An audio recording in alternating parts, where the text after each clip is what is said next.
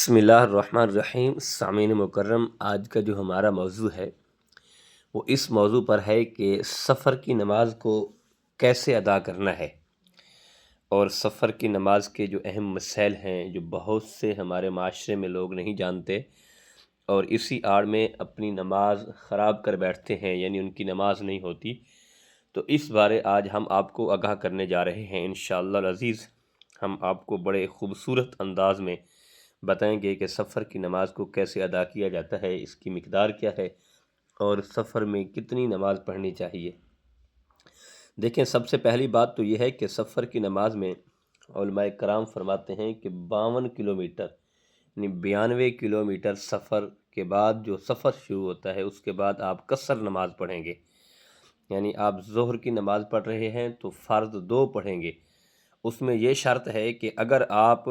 وہاں اکیلے نماز پڑھ رہے ہیں کہ نماز کا ٹائم ہو گیا ہے، کسی مسجد میں یا کسی جگہ پہ اگر اکیلے نماز پڑھ رہے ہیں تو پھر تو آپ 2 فرض پڑھیں گے۔ اگر وہاں جماعت کے ساتھ آپ نماز ادا کر رہے ہیں، امام مقیم ہے اور آپ مسافر ہیں، تو جب امام کے پیچھے اگر نماز پڑھ رہے ہیں تو آپ کو مکمل نماز ادا کرنی پڑے گی، یعنی آپ کو 4 فرض ہی ادا کرنے پڑیں گے۔ لیکن شرط اس کی یہ ہے کہ اگر آپ نے اکیلے نماز پڑھنی ہے، یعنی جماعت ہو گئی ہے، آپ سفر پہ گئے ہوئے ہیں، 92 کلومیٹر سے آگے آپ کا سفر ہو چکا ہے، تو پھر آپ اگر اکیلے نماز پڑھ رہے ہیں تو آپ فقط 2 فرض پڑھیں گے، باقی جو سنتیں اور نفل ہیں وہ مکمل پڑھیں گے۔ اور یہ بھی لوگ اس طرح کر دیتے ہیں کہ فرض 2 پڑھ لیے اور نفل اور سنت چھوڑ دیتے ہیں،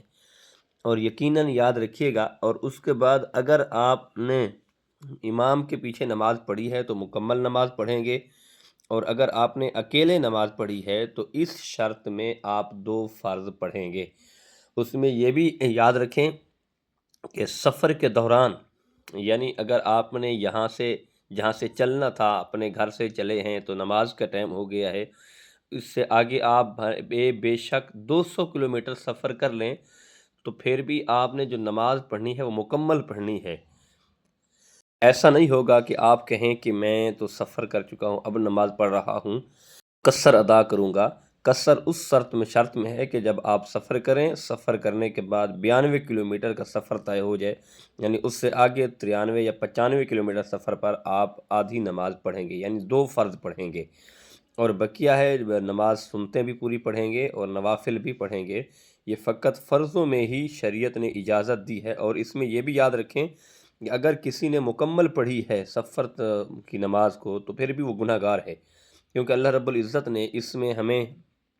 چھوٹ دی ہے، شریعت نے اجازت دی ہے، تو ہمیں شریعت پر عمل کرنا چاہیے اور دین سمجھنا اور نماز سمجھنے کی اللہ توفیق دے۔